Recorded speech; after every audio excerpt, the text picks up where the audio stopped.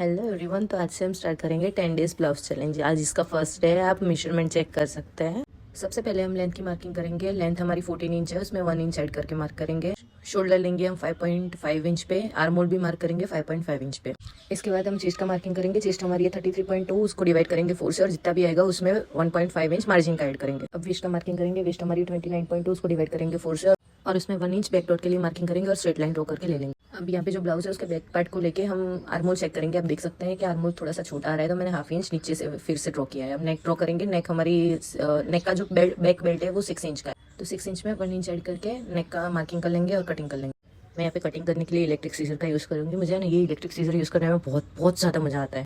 अब हम यहाँ पे फ्रंट का कटिंग करेंगे। ये जस्ट नॉर्मल 4 टक्स ब्लाउज है, तो इसमें सिर्फ 1 इंच एक्स्ट्रा ऐड होगा। अब साइड में एक्स्ट्रा हाफ इंच का ऐड करेंगे आई हुक पट्टी के लिए, और जैसा भी बैक पार्ट है उसको रख के वैसा का वैसा ड्रॉ कर लेंगे।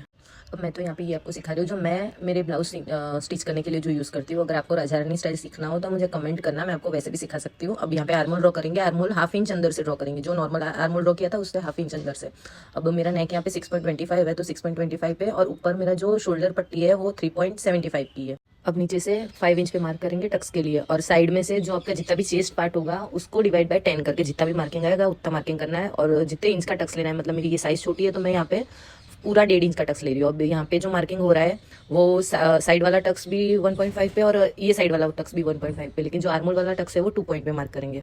अब जहाँ पे आर्मोल लाइन हमने ड्रॉ करी थी वहाँ से 0.75 ऊपर जाएंगे और स्ट्रेट लाइन ड्रॉ करेंगे। हाफ इंच नीचे से वापस 0.75 पे मार्क करके स्ट्रेट लाइन ड्रॉ करेंगे। अब जो फर्स्ट लाइन है वो जितनी आ रही होगी, सेकंड लाइन भी उतनी आनी चाहिए। जो आर्मोल साइड है वहाँ से हाफ इंच नीचे जाके स्ट्रेट लाइन ड्रॉ करेंगे और नए आर्मोल का शेप दे देंगे। अब नीचे से हाफ इंच बढ़ाएंगे, क्योंकि हमने पीछे का जो बैक पार्ट था वो रख के हमने ये फ्रंट पार्ट ड्रॉ किया है, तो ऑलरेडी 1 इंच तो एक्स्ट्रा ऐड हो ही गया होगा। और ऊपर से ये जो नया आर्मोल है उसका शेप देके और चेस्ट का मार्किंग करेंगे। चेस्ट जितनी भी होगी उतनी ड्रॉ करके फिर स्ट्रेट लाइन ड्रॉ कर लेंगे, और जो टक्स का जितना भी मार्जिन हमको लेना है टक्स का वो ड्रॉ कर लेंगे। और ये मैंने बहुत टाइम के बाद वॉइस ओवर किया है, तो थोड़ा एडजस्ट कर लेना। मुझे समझ में नहीं आ रहा है क्या बोलना है, कैसे समझाना है, लेकिन अगर तुमको समझ में ना आए तो कुछ कमेंट में पूछ लेना, और कमेंट में पूछने के बाद भी समझ में ना आए तो बोलना, तो मैं पूरा एस्थेटिक वे में पूरा वीडियो बनाऊंगी।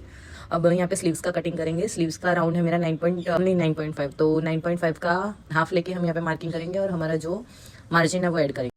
स्लीव्स की जो लेंथ है वो हमारी है 9.25, तो उसमें 1 इंच ऐड करके मार्क करेंगे और डाउन जाएंगे हम 3 इंच। अब ये मैंने राजा रानी से उनका रेगुलर स्लीव फर्मा पहले से मंगाया हुआ है, तो वो जो शेप देने की जो झंझट है ना वो मुझे परेशान नहीं करती। अब बैक पार्ट को रख के हम चेक कर लेंगे। मेरा यहाँ पे हाफ इंच ज्यादा ऐड हो रहा है, तो मैंने वो ऐड कर लिया है।